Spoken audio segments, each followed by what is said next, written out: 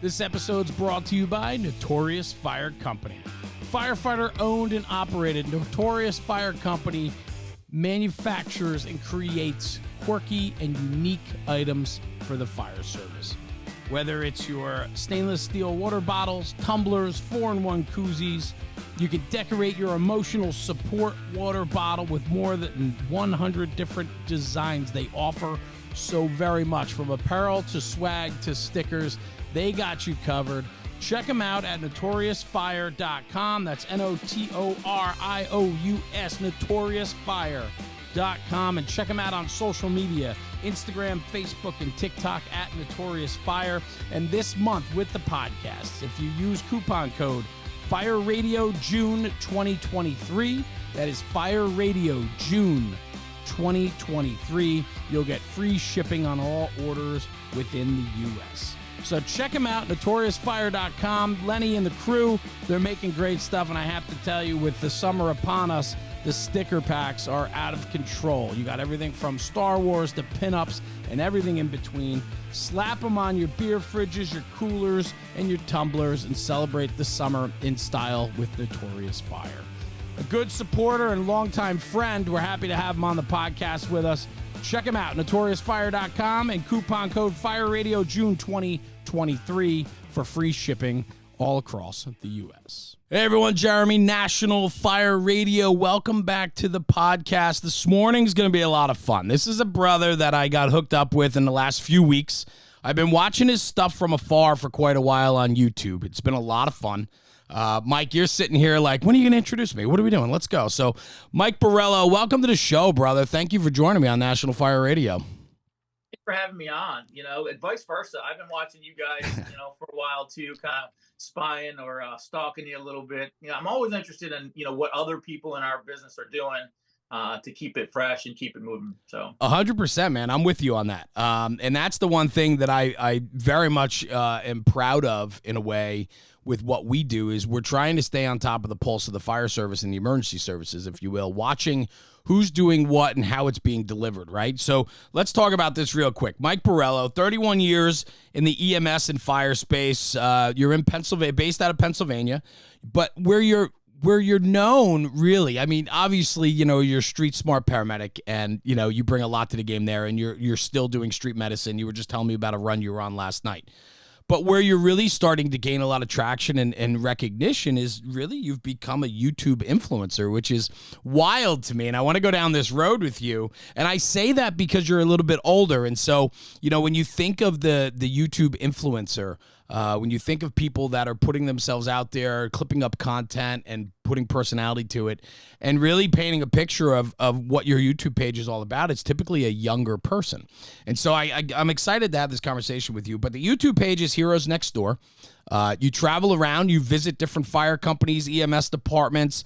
I saw you took helicopter rides in North Carolina. You talk about apparatus, you talk about police cars, ambulances, you name it, everything under the sun. And then a lot of station or crib walks, if you will, right? Station cribs that you do too. And it's just a really cool channel, because I think what I recognize most about it is it really is just an insider perspective and a conversation with people that are behind those garage doors in these different agencies to educate the public, and even our own, even first responders, firefighters, paramedics, EMTs, so on, about what's happening in these departments. And so I guess I want to ask you, where did this all stem from, brother? Sure. It really stemmed from my oldest child getting married and bringing in another YouTuber. He married into the family. He's young. When I first met him, I definitely, loved him. He's my son-in-law now. I kind of teased him. I'm like, YouTube's not a real job. That's not a thing. Right? He says, okay, well, tell me about what you do. And we got to telling stories, just like every firehouse does, sitting around the firehouse table saying, this is what I do. And he grew up not knowing anything about the public service, whether it's a police officer, whether it's fire, whether it's EMS. He was really fascinated on what we're doing. And one of the things that he said early on that surprised me is he drove to school every day and passed a firehouse that had a sign up that said volunteers needed. Right. And he's like, what does that mean? How do you I thought volunteers firemen were paid guys. Right. I don't. So we had some conversations, and one thing led to the next. That he's like, let's develop a channel that shows the public what you actually do, because TV is not reality. Yeah, they're cool. They see some different things. The shows that we've had over time have highlighted us. Sure. Going back to my times of emergency, that got me hooked. Oh yeah. Rescue 911. But today's shows that are out there, the younger generation has no idea what we do, and even some of the older generations have no idea what we do. Yeah. So with his expertise is really where it came down to. I was in the process of becoming an EMS chief. I got my degrees. I was heading down that direction. I spent my time. I paid my dues. He came in and said, hey, let's do this aspect of it. So he was kind of the brains behind the channel. Yeah, I get it. Yeah, so he set it all up. He, got but like, what do you know? You don't know any of that. Like, this is so foreign to you, right? I mean, it was a punchline to you until you had a conversation where he was like, no, I think you could do something here, right? Right. Yeah. So it was a very good pair. I had the connections, being 31 years now coming into it. I know the guys. I know what firehouses are, where the things are.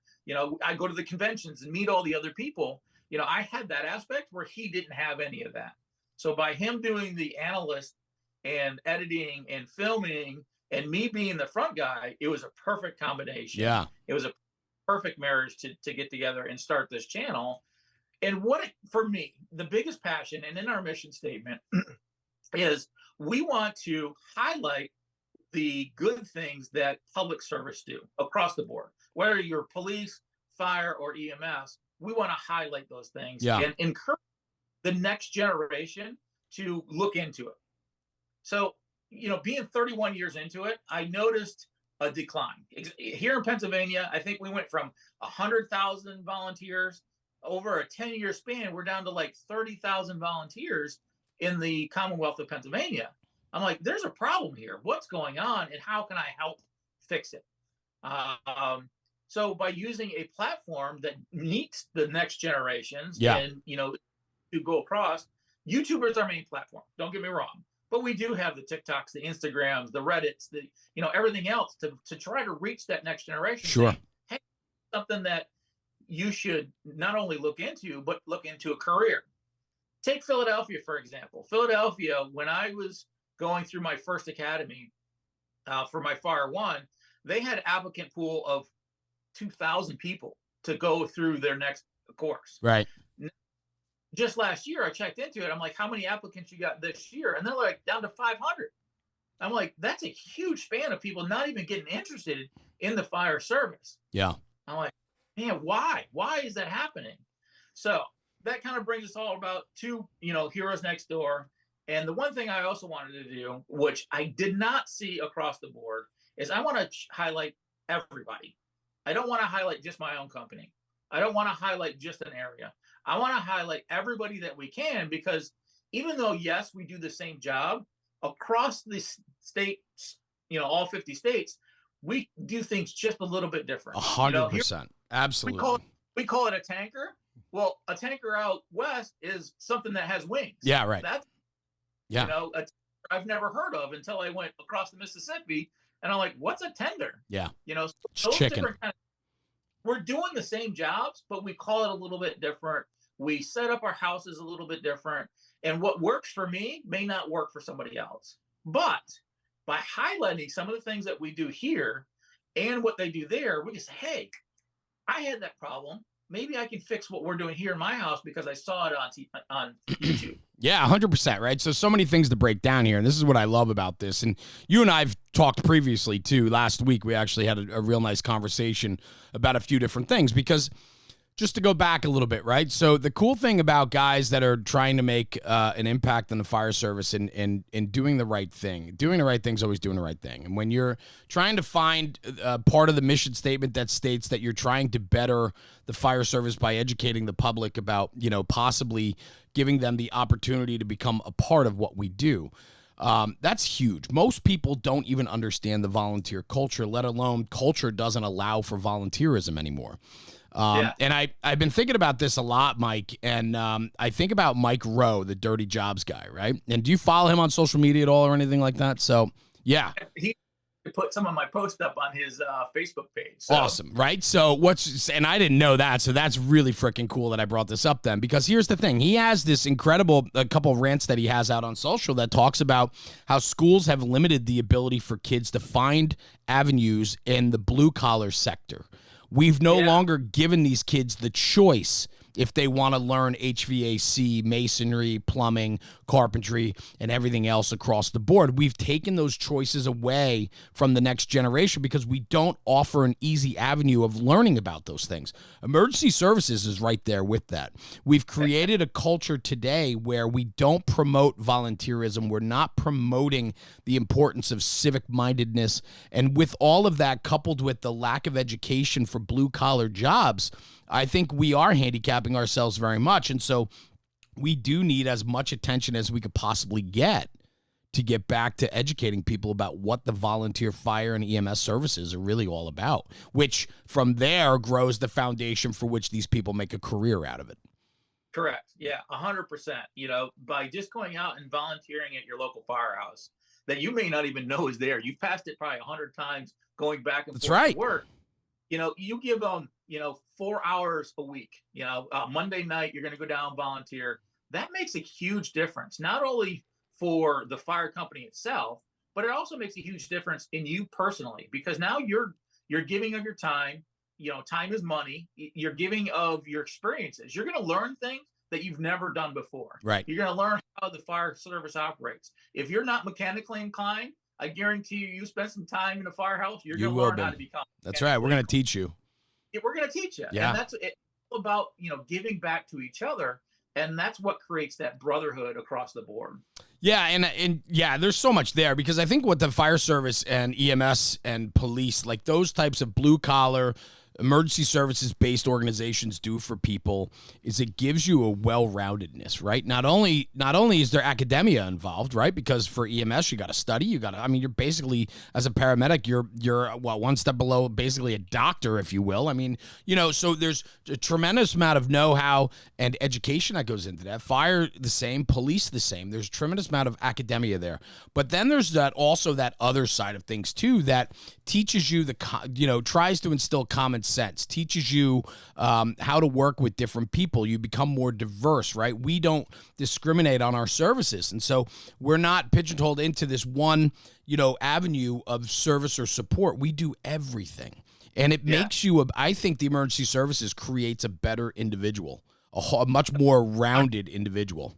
It gives you a good roundedness to, for life itself, and learning how different people interact, learning basically even the sizes of people make a big difference in society. There are some areas I'm big, I can't get through. I have to have a smaller individual to do that. On the other side, there's some things I just can't pick up. So I need a bigger dude that, or girl to pick those. Sure. And having boys and girls and, all nationalities makes a huge difference on how successful a company is going to be too. Yeah. And I think what's really interesting too, you had mentioned this in our previous conversation. I want to bring it up because you have always been a hustler, right? And EMS, you've been doing EMS for over 31 years. Part of that, you became a firefighter along the journey because of the one department that you were with. And, they were looking for members and opportunities. And so you took that, right? And so, it makes you a well-rounded emergency service provider, right? But where I want to go with this is you've always been a hustler. And through the conversation with me, you've talked about maintaining 2, 3, 4 jobs, right? Like that was important to you, and you have work ethic about you. So I guess where I want to take this conversation is to the YouTube side of things, right? When you had that conversation with your soon-to-be son-in-law, and he was coming from a platform of YouTube and understanding how that all worked, did you look at that and say, like, this potentially one day could replace the income that I've been doing with 3 other jobs? Because at the end of the day, it's really, as much as you create and the mission is to give back, it's still a job. Sure. It definitely is a job. It's a 40-hour plus job. Yeah, it is. Talk about that. So we do have a 5-year plan, looking at how I can be reimbursed for the time and efforts that I put out there from the events. and different sponsorships and stuff like that. I hope it becomes my full-time job within 5 years. That'd be great. That would be huge, because that would allow me to go to even more stations. Right now, I'm kind of pigeonholed because I do work full time. I do 24-hour shifts on Mondays and Wednesdays. A lot of overtime because we're always short, so I'm always picking up extra hours. We're mandated to do hours. And don't get me wrong, I will never give up the fire or EMS services. I'm going to do that, whether I volunteer for it 100%. or whether I for it. But if I can start to focus on the YouTube side of it a little bit more with my time, I think that will only benefit us even better. Because right now I can only go how much PTO I have. I can only go to, how can I afford to travel to these different places? Our initial goal for YouTube is to do all 50 states in America. Yeah. We want to hit at least one fire, police, and EMS station. And that's including Hawaii. That's including Alaska. That's including everybody within the United States. We want to go to those places. We need the invite. So if anybody's hearing and you want to be invited, want us to come out there, send us an invite. Just adding to the list, Mike. I've heard how long the list is already, brother. So you're a brave man. It's the only way for us to do that. I don't cold call anymore. I get it. I don't weasel my way into any firehouse. I go by invites only. Sure. So anybody I see on my channel, they've invited us in, and that makes a big difference. But I kind of lost my train of thought. But no, that's okay. YouTube is a full-time business. There are so many things that have to happen, from scheduling to conversations to get authorization to film people. And then all the film itself, the editors, I have to hire editors. I have to hire filmers, all the analytics behind the YouTube. YouTube is a constantly changing. It's alive. Yeah, it's almost like an ocean. If you sit in one place and you think you're just going to go out and, float on a raft and do YouTube, you're going to be in Alaska by the time you're done and not even realize it. You have to pay attention to the flow of what YouTube is, all the analytics behind it. What does a thumbnail look like? What does your title look like? How does that relate? Does it, what are your viewers interested in? Do they want more station cribs? Do they want a station rig?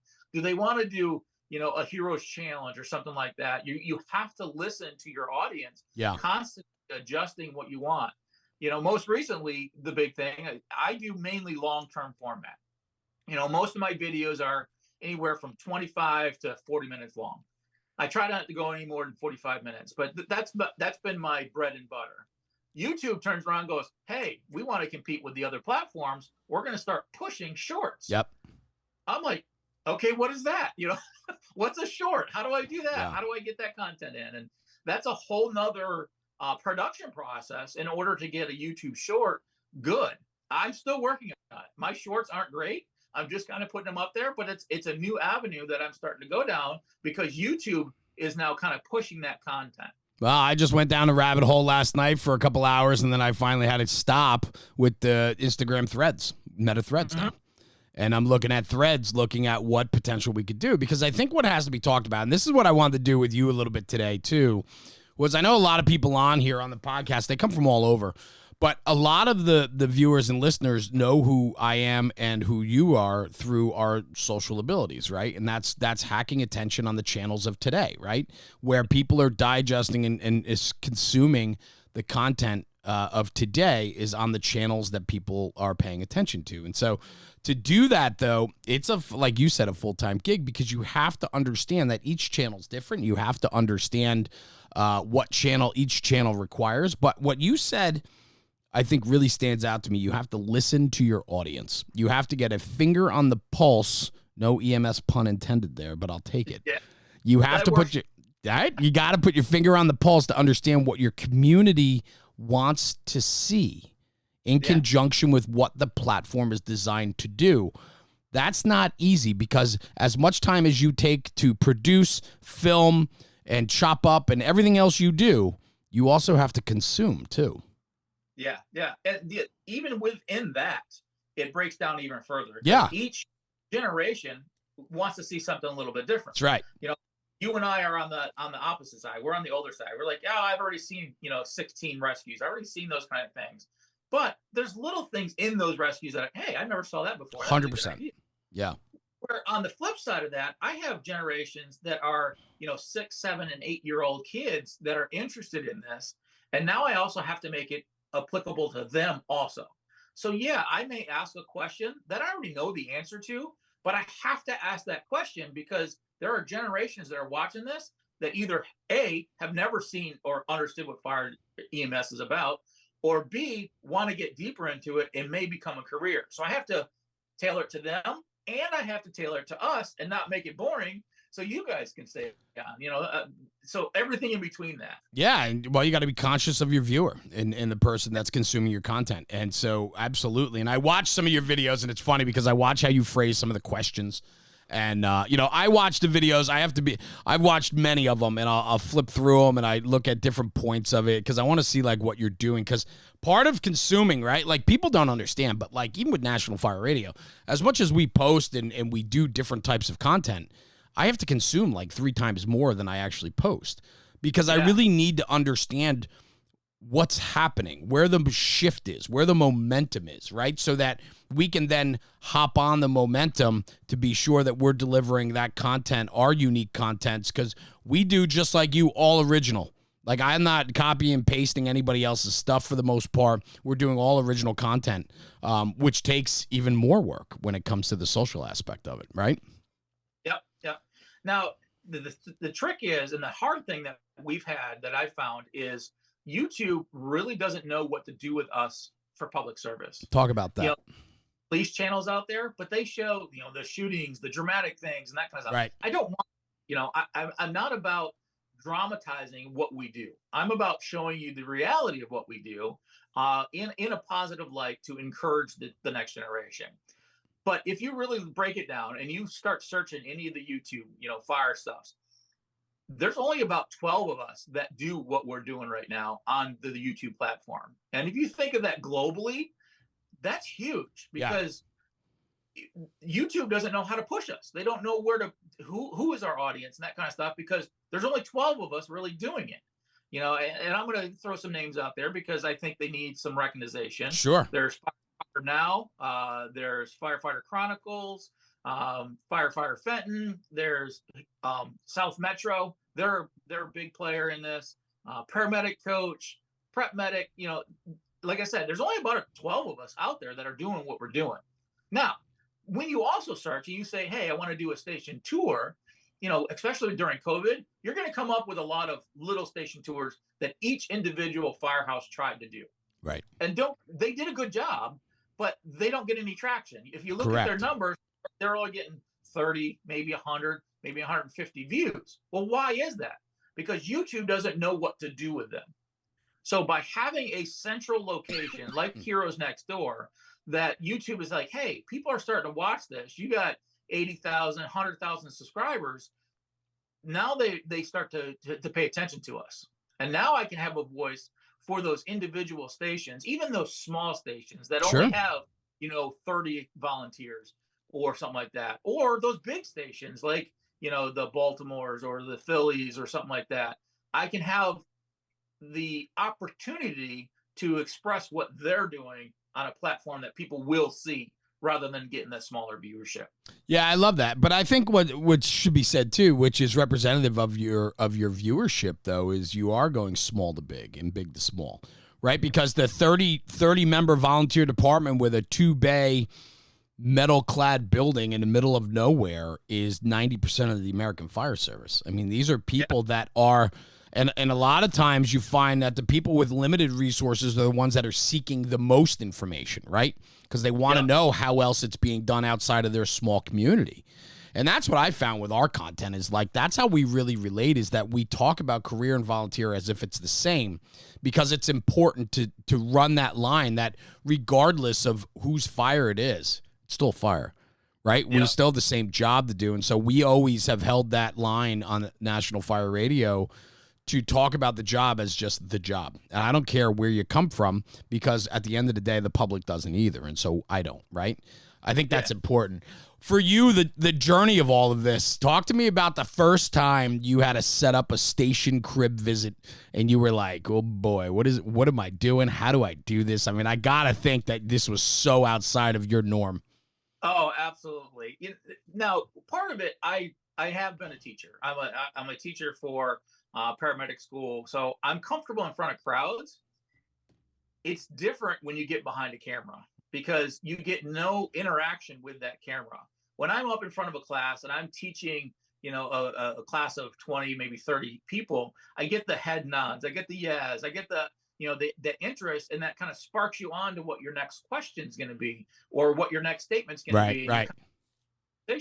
When you talk to a camera, there's no interaction with that camera. So it's very difficult to keep that energy level up, to stay on track, because you're like, listening to what I'm saying? I have no idea. I'm with you, brother. I just go. I sometimes people look at me with these faces and they go, what, how does this guy like keep it up? Like, like it's fact. You just got to do it. Yeah. So our first one, fortunately or unfortunately, it was during COVID. So I got a hold of my company that I was working for. It was a part-time company. I had been there for over 18 years. Said, hey, you got a fairly new house. We want to do this thing. I pitched it to them. They said, yeah, that sounds good. Why don't you come in on a Wednesday night, film it, and go from there? Okay. They turned around and gave me a 15-page report of their social media policy. And how it had to be approved and checked and did this. I'm like, if this happens every time, I don't know if this is going to work, Right. But they had no reference to what I was doing. They got the concept on paper. They got the concept from me talking, but they couldn't visually see what I was trying to do for them.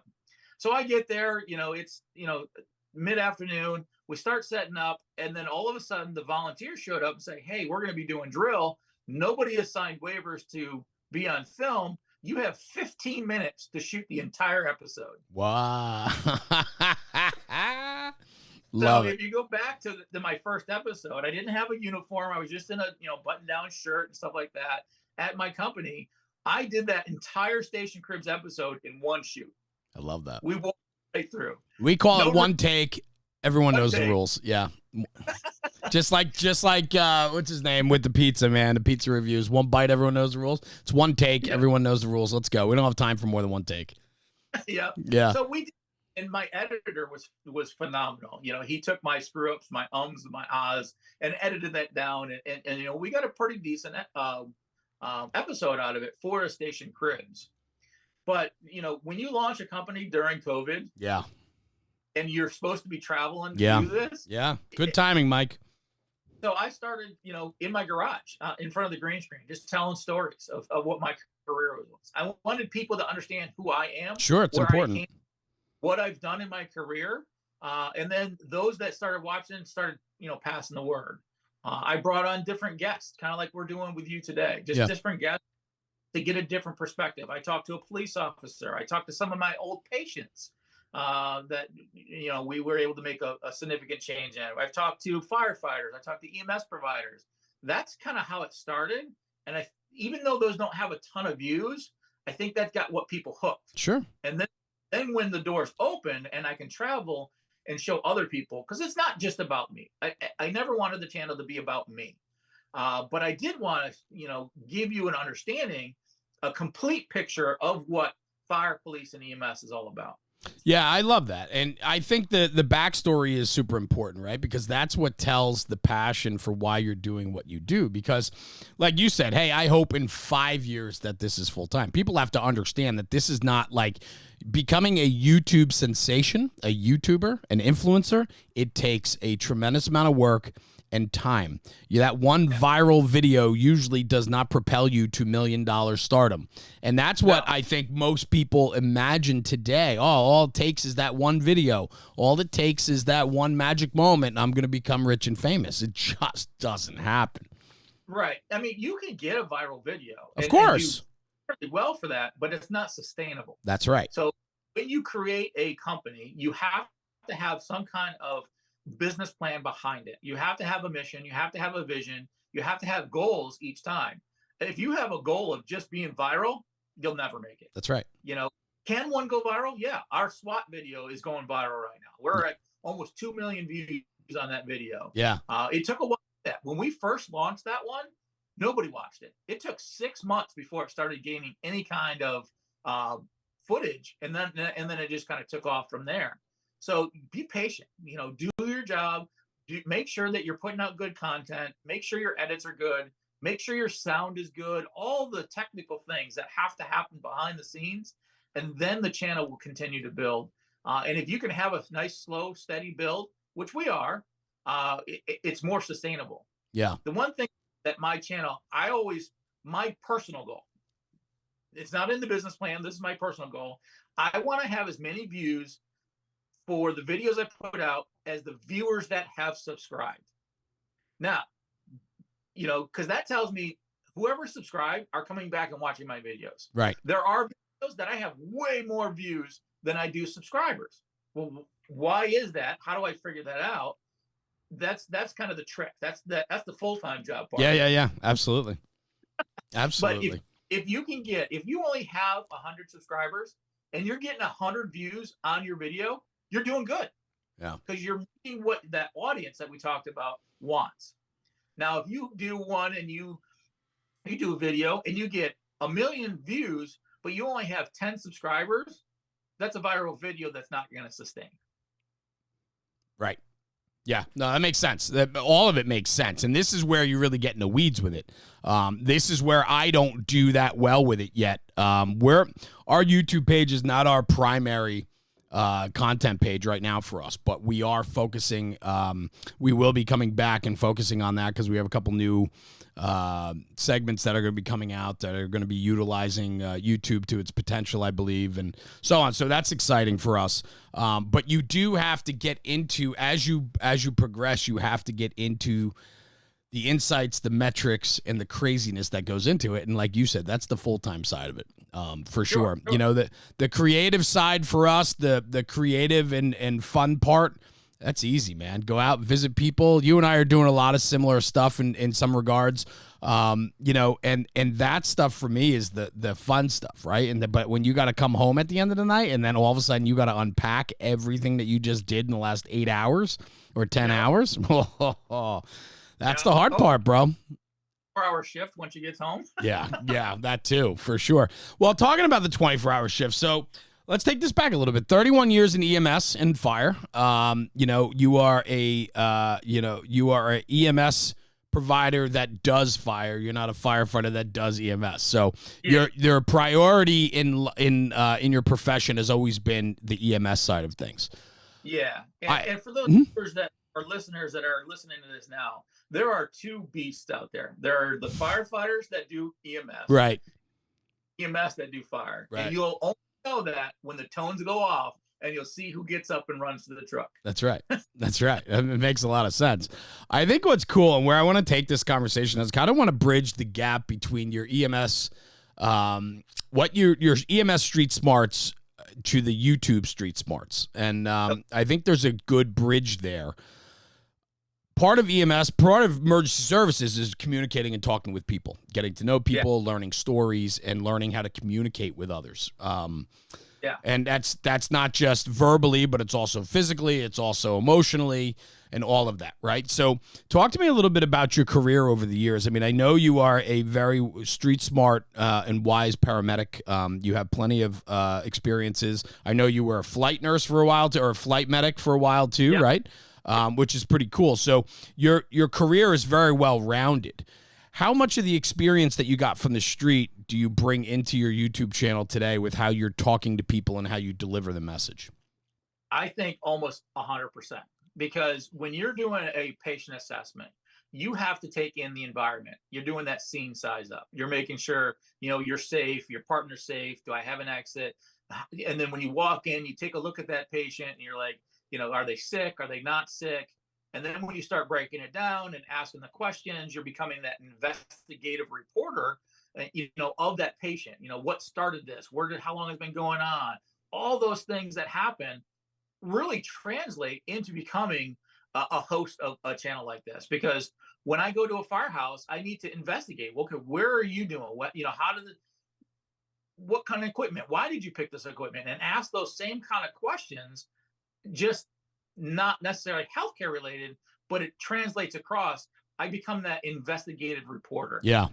It's the biggest way to do it. You have to be that detective on, figuring out what your audience is in the moment, because there are some fire guys that don't like to talk on camera or are very timid. And okay, and how do I adjust that? Do I lead the conversation?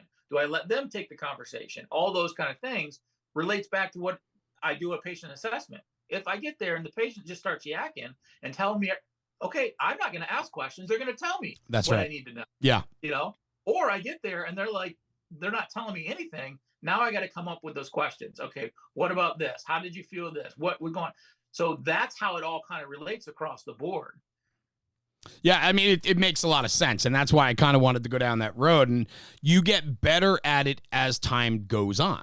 I mean, 31 years in the EMS field, you've got your tricks up your sleeve. I mean, you got your shtick down pretty well, right, on the street. And so, I find it with myself too. Like I have created this way about myself that I can get information from people and know how to, because here's the thing, right? Like the art of interviewing, I'm not saying I'm a good interviewer by any means. When we do the podcast, what this is a conversation. It's just me and you chatting, whether you were in the room with me or across the airwaves, right? Like we're just having a conversation. So podcasting's not very challenging, right? The challenging podcasts are the ones where you get 3-word answers from your guest and they're sitting there waiting for you to continually ask questions.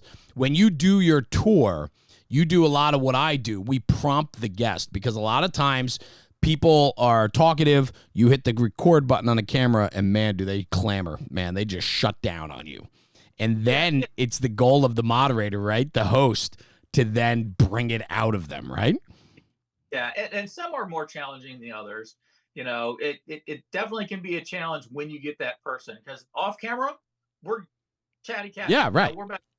As soon as you turn on that camera, they clammed up and you're like, okay, what happened to that conversation? Where'd you go? So, yeah, just like in EMS, I learned different techniques on how to approach patients. When I'm working with a pediatric patient, I'm going to get down to their level, right? I'm going to get on my knees. I'm going to get down to their level. I'm not going to stand over them and tower over them and ask them questions. Same thing kind of happens when you're starting those kind of interviews. If you get into a situation where that interviewee is not answering the questions, you need to kind of come down to that level. Okay, let's slow this down. One thing that I've done is I stopped doing a walkthrough when I first get there, because they would tell me all the stories that I want to put on camera as we're, touring their place to give them an idea. I know it. Then all of a sudden we say, okay, let's do this. Let's put it on camera. And then they either forget about it. Yeah. They climb up and you're like, okay. So we actually stopped doing an initial walkthrough. Like when I show up at your firehouse, I'm going to ask you not to talk to me. No, I get that completely. I actually want to go the other way. We haven't done it yet. I want to go the other way. I want the cameras rolling the second I walk in the door, because you capture the initial conversations, and before they know it, they don't even realize you're filming already. And yeah. Yep. It's the same with the podcast. I do a pre-conversation with every guest for about 10, 15 minutes before we go.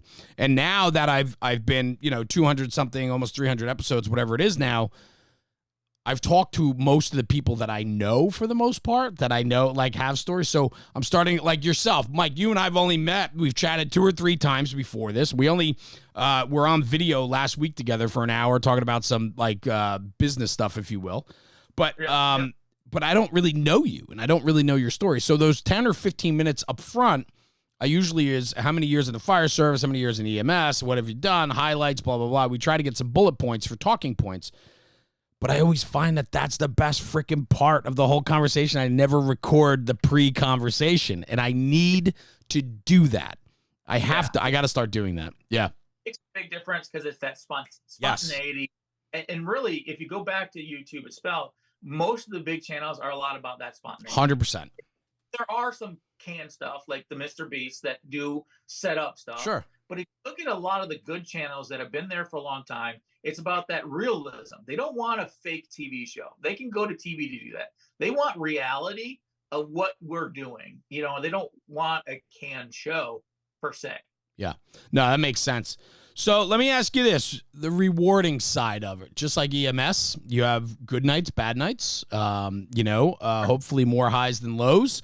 And when you do have those highs, man, does that carry you for quite a while, right? You know, a CPR save, delivered childbirth, something like that, right? I mean, a really big win is always very welcomed.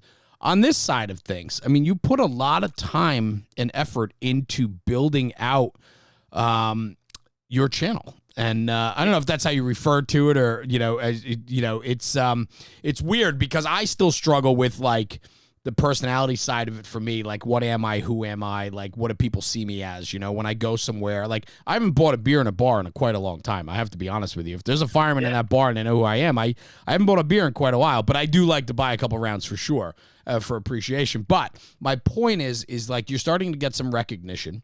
People are starting to realize who you are. You're seeing it on your own fire and EMS grounds. And now when you travel, people are going, hey, I know that guy. You know, you're the YouTube guy, right?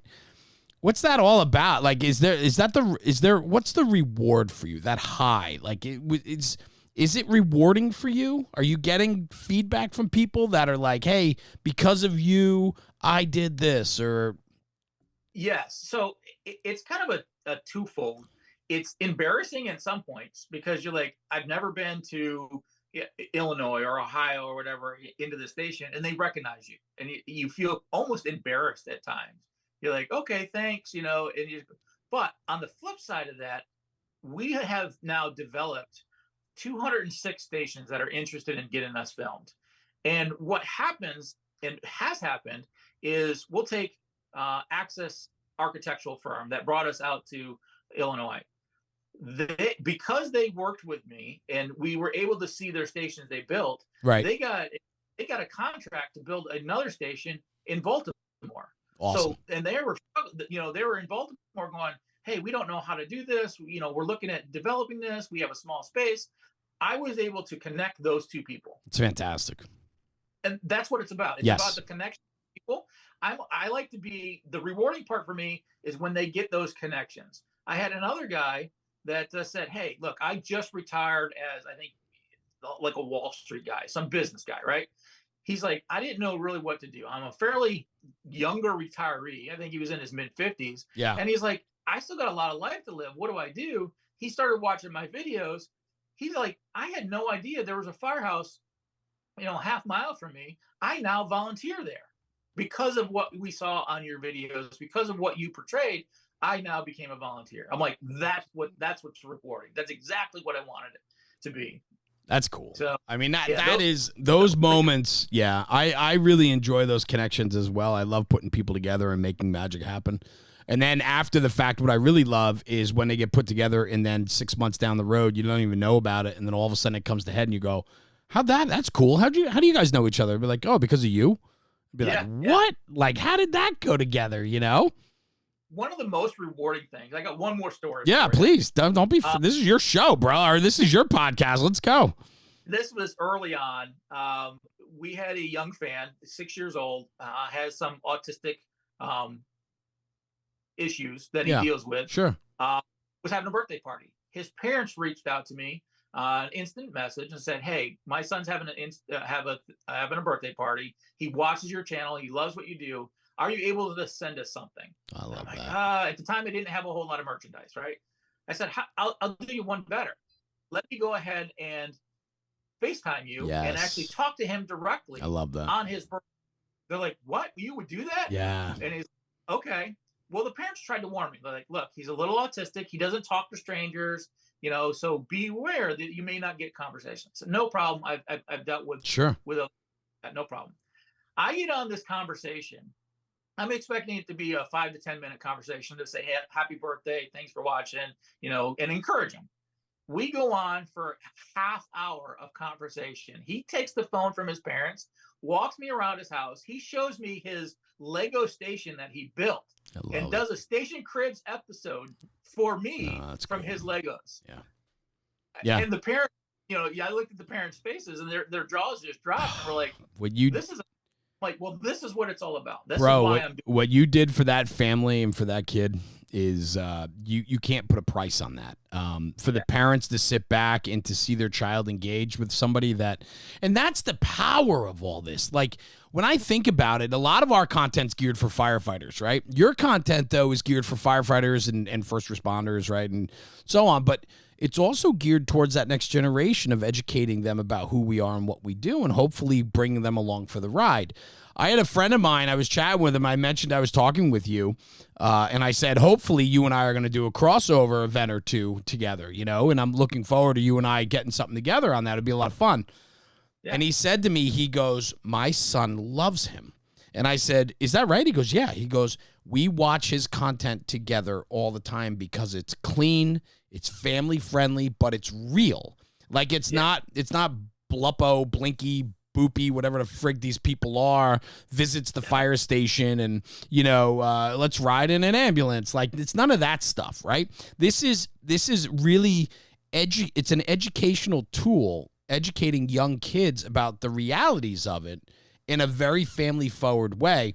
And so many guys, especially my buddy, he said to me, he goes, I would much rather lay on the couch with my son and watch every single episode of Mike than sit there and watch Buppy goes to the EMS station again. He goes, and so he's like, tell him thank you for that. So I think there's something to that, right? The content quality is important because you're putting that receiver, those viewers in mind when you're doing your creation. Yeah. And I think that, again, it kind of goes back to our earlier conversation. That's the biggest challenge for me is I can speak, up here. Yeah, of course. Our service. But when I film, I got to bring it down. Yes. I got to bring it to that happy medium between those guys that have years and years of experience to the ones that have absolutely no experience. Yeah. And because of that, I get some haters like, oh, this guy doesn't know what of course. Oh, this guy, he's misogynistic, or he leads the conversation. I'm like, they have no idea what's behind the. That's how that works. Like, and there's some editing that goes on. Yeah. It's a great thing, and the one thing that I've most recently started doing to let these people realize that I'm a real person. This is not a production, show. It's a reality show. Right. Is I give them bloopers now at the end of my. That's cool. My video. I love blooper reels. Yeah. First, you'll realize, sometimes it takes me 4 or 5 takes. Sometimes I forget where I'm at. Those kind of things, because there's so much going on inside your head at that moment in time when you're filming. That it's funny. It's me. I screw up. I'm like everybody else. I agree with you, and I will say this too. I've learned that once I start screwing up, the whole day is going to be a screw up. I've learned that. Like, I don't bounce back. I could go like 12 takes on one thing and then be like, all right, the day's done, man. Like, I'm going to be fumbling all day. You know what I mean? Or I have other days that it's one take literally on everything we do, which is cool. Yeah. You mentioned Rescue 911. You mentioned Emergency. You mentioned a few TV shows that were instrumental in your upbringing that kind of probably focused your attention to the emergency services, right? Yeah. Do you realize that you're becoming that as well? I mean that. That seems weird. Isn't it? Weird. Yeah. There's something to go ahead, please. You remember the old TV show or cartoon show Pinky and the Brain? Of course. And Larry. Yeah. Did you ever see the episode and Larry? Pinky and the Brain and Larry, they're a little messed up cousin. Yeah, okay. Anyway, I love Pinky and the Brain. I always have that Pinky and the Brain kind of thing. When I wake up, my wife asks me, "What are you going to do today?" I'm like, "I'm going to take over the world." Yeah. We're going to do. The one thing that I'm hoping to do, because I am realizing this is a big platform that I can have a bigger voice for everybody. I hope that in the future, as we grow and we get that ability to influence across the board, I can then become almost a lobbyist for our service. Love that. Because we're overlooked within the government. We are overlooked across the board, especially EMS. EMS is kind of the redheaded stepchild of the public service. For sure. I say that because I've been in it for 30 years, but I still love it. I wouldn't give it up. Fire and what we get paid, our hours and stuff like that, it goes back to the government and realizing that, just because I don't transport a patient shouldn't mean I don't get paid. But that's the reality of what, the Affordable Care Act says. And hopefully with us enough support behind me, I can then take that from all of you guys, take your guys' issues across the board and lobby at the government level and say, hey, this needs to be improved. This is the way, these are the things that are broken in the 911 system specifically, and these are the way we can fix it. And I have the backing and almost the authority from which you guys have provided me to help make that change. Yeah, that's powerful. And that's what I love about this, right? Is like when I mention those shows, and then are you conscious that you're that potentially that innovative and influential for the next generation? I love that. But what you want to do with that social mission of it is bringing attention to what and who we are. And I think that's the greater good of all of it, right? If we want this industry, we want this career to succeed and grow and flourish and to take care of our own, we need champions of us out there. And I think that, you know, people that are building that, Jason from Fire Department Chronicles, yourself, there's a bunch of other guys, right? Fenton and so on. These are guys that, however they're getting through, and they're able then to become a voice for the emergency services to promote everything that we do. And so we need guys like you. So thank you for that hard work and that mission. And I think you'll get there with that. I think so for sure. Because you're not only will you become the voice or a voice, but you also have the people behind you. And so when you go talk to a congressman or you go talk to the governor or lieutenant governor about needs, wants, and things that we have to do to protect this, you know, this career, you got the people behind you.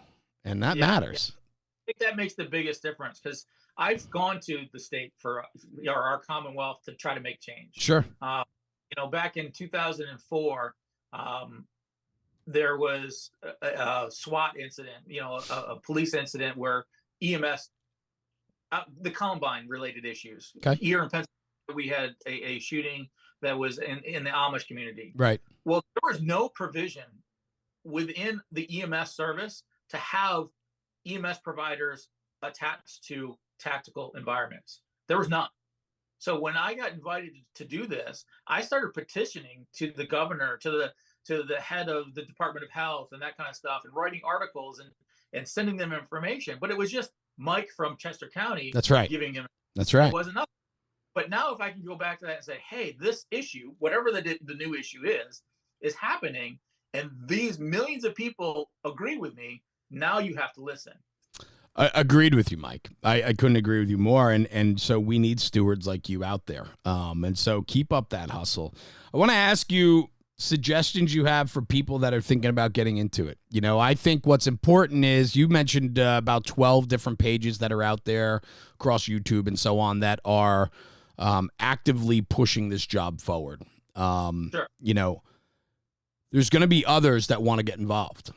Words of wisdom, ideas, thoughts, things you learned from day one to where you are today. Talk to me a little bit about what you need to plan for in the process and things that you could suggest.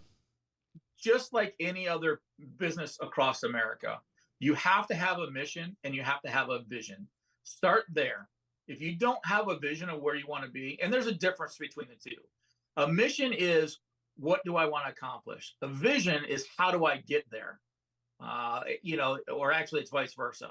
Right. A vision, where do I want to be? And a mission is, how do I get there? And what do I need to do today, tomorrow, and 5 years from now? Have that written down. Have that as your guide to start where you're going. Then when you start to produce and start to film, pick a platform. It doesn't matter which one. It doesn't have to be YouTube. It could be a podcast. It could be Instagram. It could be a TikTok. Pick that one platform to start on and use the other platforms to promote your platform that you want to use. You know, so for me at this moment in time, YouTube's my bread and butter. Sure. But I have all these other accounts, but they're there to get awareness, to push them back to the one account.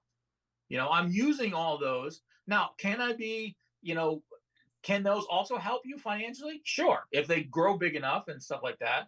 But realistically, I'm currently trying to pull from other platforms to my one main focus at this moment in time. Yeah. Does that make sense? No, it does. Absolutely. I think, because you have to be everywhere in today, but it doesn't mean that the focus is everywhere, right? Yeah, like you spread yourself thin. If you do that, you won't be consistent on what you're doing, and you spread yourself too thin. Use them, but don't pick one. Yeah. It doesn't matter. If you like YouTube, great, use YouTube. If you like podcasts, do podcasts. You pick one and focus on that, and then it will grow. Yeah, the only issue, Mike, and I want your take on this too, is you can't romanticize about the one you're on. You have to be conscious of where people are consuming attention. And if attention starts to shift, you can't be romantic with the channel you're on, because you have to then also innovate and pivot with the swing, right? Sure. So sure. you got to start trying the different channels that are popping up, but the all-in method is hard to do on every channel. So pick your audience and pick the channel that best represents the content you're creating. Yeah. Yeah. And it will change over time. And that goes back to the mission statement. 5 years, we're going to do, YouTube. In 10 years, I may switch over to Instagram and, whatever that time frame is. And it can be shorter. This month we're going to focus on this, but have it written down. Yeah. Us, we work off of, what our mind is working on at the time. And we actually never put it up pen to paper or fingers to the keyboards in today's terms. It's been go ahead, please. Yeah, you got to write it down so you have an idea of where you're heading. Without that, you're going to get lost in the sea. Bro, this has been my biggest struggle over the last 5.5 years with National Fire Radio. Is I'm a super creative guy, and so I put my ideas pop every day in my head. And then it's like, I want to do this. I want to do that. We could do this. We could do that. We could take permission here. We could do this. But the problem is, without a plan, right, it's nothing. Yeah. And so you need to focus. And focus is super important, especially if you want to make this a go. And so focus. And speaking of focus, what's next for you? Go ahead. Second. Yeah. One thing that you said is you have to have those people. Surround yourself with the people that you're efficient in. I'm very efficient on moving forward. Like, I'm going to do the next plan. Sometimes I lose focus on creativity. So I bring on other people to have that creativity. Yeah. I on the other people that I'm deficient in, because we can't do it all. Make sure you surround yourself with the people that can help you be successful, and know yourself. Hey, I'm a creative guy. My wife is a lot like you. She gives me ideas. I'm like, yeah, that'd be great, but I don't know how to accomplish that. Yeah, right. But she's that creative one for me to help kind of come up with the different ideas. I actually joined a group called the Mind Lab that helps me with those kind of things to stay creative. So surround yourself with partners to help you move forward in that, and know yourself. Be honest with yourself. All too often, like, I can do it. It's just a YouTube. No, it's not. If you want to be successful, you have to include others. Make sure that they understand that you're the boss and it's your mission, your vision, but allow them to have that input. Allow them to have that authority to give you that creativity if you lack it. Allow them to do your schedule if you lack the scheduling ability. How hard was it for you to allow yourself to be vulnerable? Because once you put yourself out there, you open yourself up for all the criticism in the world. And there's highs and lows, right? I don't listen to the highs or the lows, because if you ride the highs, when the lows hit, you're screwed. Because if you believe the hype, then you're going to believe the hate. And so, so talk to me a little. Was that hard for you to put yourself out there like that? Initially, it was. Yeah. I got focused on reading the comments. Yeah. And I have a lot of haters out there that think I'm, just blowing smoke up everybody's rear end. I have, but I have a lot of fans out there.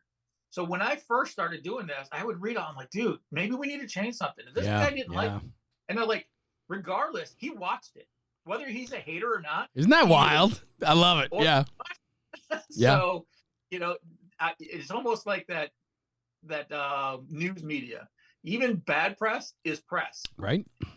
So I had to kind of get into that mindset of like, yeah, I understand his criticisms, and I'll still read through them. And like, oh, he's kind of got a point on that one, but I kind of got to brush through those. Same thing with the highs. Okay, yeah, that's great. I'm not on a pedestal. That's I'm right. Just like everyone else. That's right. You may be trying to put me on that pedestal, but I'm not. I'm the guy next door. Yeah. The hero, or if you will. I love it. That's good. I'm just another human being. I make the mistakes. I have the troubles. I have my flaws that I have to overcome. And, learning to take those has been challenging. And know that when you start a channel, you're going to have both, and you gotta filter through them. Some people just ignore them. Some people don't even read the comments. Yeah. I think that's a mistake. I think you have to interact with your viewers, whether that's by text on commenting, whether that's by conversations. I do it both ways. When people want to call or talk to me, I have Discord to talk to. I have a couple other ways to do that. I think that's what creates that community when you actually talk to people. If you want to ignore it, knock yourself out. But I don't think you ever find when you talk to people, they go, "Holy crap, you're Mike." Some of them, yeah. Right? Is that the craziest? It's the craziest thing in the world for me, man. Like I don't know. I give my phone number out to everyone. I don't care, right? And and to be honest with you, I don't think I've had a single instance where it was inappropriate or out of line, and so on. And so people are like, "Oh my God, I can't believe I'm talking to you," and I'm like, "Why, bro? Like I'm a fireman, man. Like I'm just like you. Like you know what I mean? I don't know. It's fun. It's a lot of fun." And we're 24/7. Yeah. So that's it. Text, even from, the UK. I got a good friend over there that we're trying to get over and do some filming in the UK.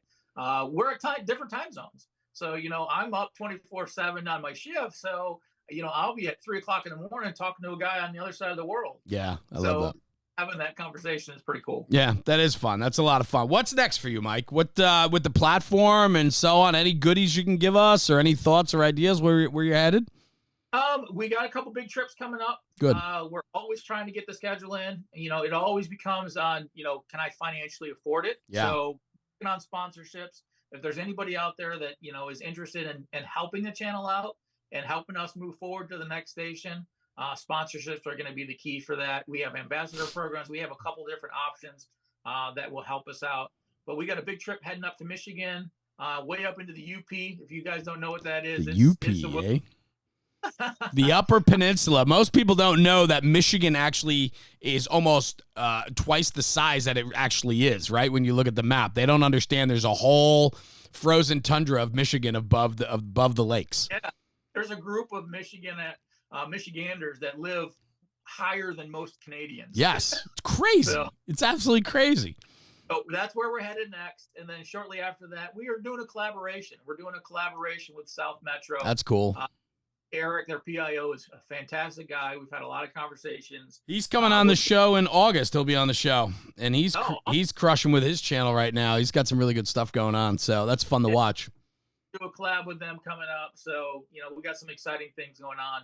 But we always want to build. We want to do, we want to do more, and it's just time, scheduling, and finance. Sure. Well, I'll say this: you're certainly making an impact. And for a buddy of mine to reach out and tell me that he enjoys the videos with his son, that's what that's it, brother. Like that's if he's telling me that. I don't have little kids anymore, but I'm sure if I did, I would be doing the same thing, man. I'd be laying in bed with the iPad with my son or daughter and watching those videos. And you and I growing up, we did Saturday morning cartoons. That's right, 100%. Why do I release at 7:07 in the morning on a Saturday? It's smart. And that's all part of the game. Cartoons. Yeah. Yeah, that's cool. You should do, brother. I'm just thinking now, like we're going to talk. I got some ideas for you. Saturday morning cartoons. I loved my Saturday morning cartoons. Gummy Bears was the first one I would put on, and then it would just go from there. And I love Saturday morning cartoons. They don't even have it anymore, right? It's not even a thing. Well, now I'm hopefully filming that. That's what I'm saying. Absolutely, brother. We could turn you into a cartoon character in a second. I could see that. That'd be cool. That'd be a lot of fun. Mike Borrello, thanks for joining me today on the show, pal. It was a lot of fun to learn a little bit about you and really the focus of becoming a YouTube influencer, man. And it's fun to watch your channel. And I wish you great success and keep innovating. I'm watching, I got the page up here while I'm talking to you. And, not only do the station cribs and the apparatus walk-arounds and so on, but, now you're doing the Heroes Challenge and things like that, which is cool to watch. It's always fun to watch people innovate and get more creative. And as the channel grows, man, I wish you nothing but absolute success. And I look forward to working with you on a couple projects down the road. It'd be a lot of fun. Yeah, absolutely. Absolutely. Tomorrow, I actually speak to a guy up near your way. So hopefully we can get a schedule worked out. And you and I will meet up sooner than later. Hell yeah, man. Invite me on. This is awesome to talk to another guy. Yeah. influencer. You're just as much influencer as I am. I think, So, and I was going to say that before, but you kept going. You were talking about Eric Hurst, and I just think, and I want to end on this. There's so much room in the emergency services, fire service for me. You're more across the board, but there's so much room. Where I'm going with that is that it's good to be friends and associates with everyone. There's no competition here. We're pushing this job forward. And so when I watch people do collaboration efforts with one another, it warms my heart, man, because it's like too often in life, there's always competition and not enough collaboration. And I think collaboration will win every single time over competition. And so, you know what? Keep working with different people, find different people that are out there that have similar interests and go work with them, get to know them, befriend them. Because I think overall life works a lot better when you find people you enjoy being with and pushing a similar message. So, Mike Borrello, thanks for joining me, pal. I appreciate you very much. Heroes Next Door on YouTube and on social media. Mike, thank you again, brother. Stay right here. I'm going to sign off the podcast, and I'm going to come right back to you. Okay, brother? all right. Everyone, thank you for tuning in for another episode of the National Fire Radio Podcast. Mike Borrello, Heroes Next Door. Check him out on YouTube. Give him a like, subscribe, share some of his videos. I'm telling you, it is a great approach to learning about emergency services and pushing this job forward. And like I say at the end of every podcast, take this conversation, take it back to the firehouse and talk about it, because when we talk about the job, we're making the job better. We'll see you at the next one. Thanks for tuning in. Jeremy, National Fire Radio.